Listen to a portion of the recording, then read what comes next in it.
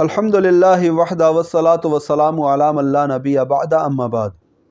बदशगुनी क्या होती है, बदशगुनी से क्या मुराद है? माशरे में हम ये लफ्ज़ सुनते रहते हैं, तो इसकी वजाहत आज मकसूद है कि बदशगुनी है क्या। देखिए, अगर कोई शख्स किसी काम को करने का पुख्ता इरादा कर लेता है, फिर कोई चीज़ देखकर या कोई बात सुनकर वो ये समझे कि इनके बुरे असरात मेरे काम पर पड़ेंगे और वो अपने अज़म को तर्क कर दे, तो ये दर हकीकत उस चीज़ से बदशगुनी लेना है।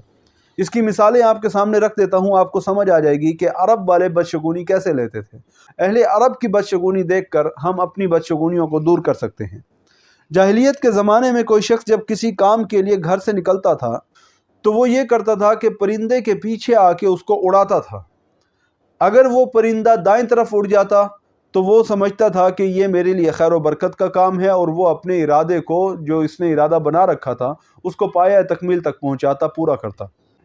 और जब वो परिंदे को पीछे आके उड़ाता और परिंदा दाएं की बजाय बाएं तरफ उड़ जाता, यानी उल्टे हाथ पे, तो वो उससे बदशगुनी लेकर वापस आ जाता और ये समझता कि क्योंकि परिंदा बाएं तरफ उड़ा है लिहाजा इस काम में मेरे लिए खैर व बरकत नहीं है, बल्कि वो उससे बदशगुनी लेता और वापस आ जाता कि इस काम में मेरे लिए नुकसान है।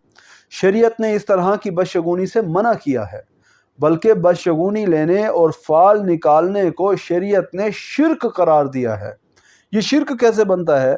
शिर्क इस तरह से बनता है कि जो बंदा भी इस तरह का काम करता है, गोया कि वो अल्लाह पर तवक्कल नहीं कर रहा, बल्कि वो इस चीज़ पर तवक्कल कर रहा है जिसकी कोई हैसियत भी नहीं है।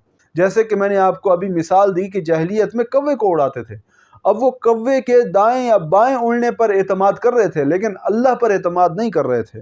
तो दर हकीकत ये एक शिर्क जाके बनता है जिसे मख्फी शिर्क कहा जाता है, जो कि बड़ा बारीक शिर्क है, जो मैं हदीस आपके सामने रखने लगा हूँ, जिसमें रसूलुल्लाह सल्लल्लाहु अलैहि वसल्लम ने बदशगुनी को शिर्क करार दिया है। तो ये हदीस सही अल-जामे की है। इमाम अलबानी ने एक किताब लिखी है सही अल-जामे, जिसके अंदर तमाम सही अहादीस को इकट्ठा किया गया है। उसकी हदीस नंबर है 6264 6264।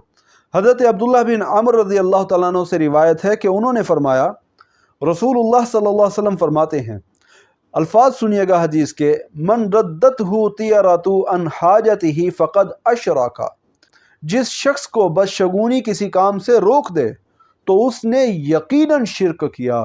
अल्लाहु अकबर। अल्फाज सुनिएगा, मन रद्दतहु तियरतु अन हाजतिही। जिस शख्स को, तियारा कहते हैं बदशगुनी लेना, जिस शख्स को बदशगुनी ने उसकी हाजत से रोक लिया, उसके काम से रोक लिया, फ़क़द अशरका, तहकीक उसने शिर्क किया। फ़ा और क़द ये दो अल्फाज हैं जिसमें पुख्तगी आती है, यानी यकीनन वो मुशरिक है, यकीनन उसने शिर्क किया है। इस हदीस को सुनने के बाद हमें चाहिए कि हम अपने अक़ीदों को, अपने नज़रियात को बदलें। ख़ुसूसी तौर पर लोग सफ़र के महीने से बदशगुनी लेते हैं, और इसके अलावा बाज़ लोग सुबह सवेरे अपने कारोबार में कहीं जा रहे हों तो रास्ते में कोई मांगने वाला उनको मिल जाए तो वो उससे बदशगुनी लेते हैं कि सुबह सुबह ये मांगने वाला मुझे मिल गया, आज मेरा दिन ख़राब जाएगा। या कोई मिस्कीन मिल जाए जिसको खैरात देनी पड़े, उससे भी बदशगुनी ले लेते हैं कि आज खैर नहीं है। या घर में अगर कोई नुकसान हो जाए तो कहते हैं इस मनहूस औरत की वजह से हुआ है, किसी औरत से बदशगुनी ले लेते हैं। या अपनी औलाद में से किसी एक से बदशगुनी ले लेते हैं।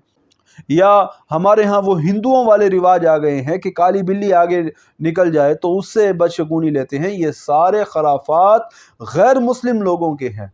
मुसलमान एक अल्लाह पर ईमान रखने वाला इन नज़रियात को नहीं मानता, बल्कि जो बंदा भी बदशगुनी लेता है अल्लाह के रसूल सल्लल्लाहु अलैहि वसल्लम के फरमान के मुताबिक वो शिर्क कर रहा है। हमें चाहिए कि हम अल्लाह ही पर तवक्कुल रखें और उसी के ऊपर तवक्कुल रखते हुए अपने तमाम मामलात अंजाम दें। अल्लाह से दुआ है कि अल्लाह जब तक ज़िंदा रखे हालत इस्लाम में रखे, और जब मौत आए तो हालत ईमान पर मौत आए। अस्सलामु अलैकुम व रहमतुल्लाहि व बरकातुहू।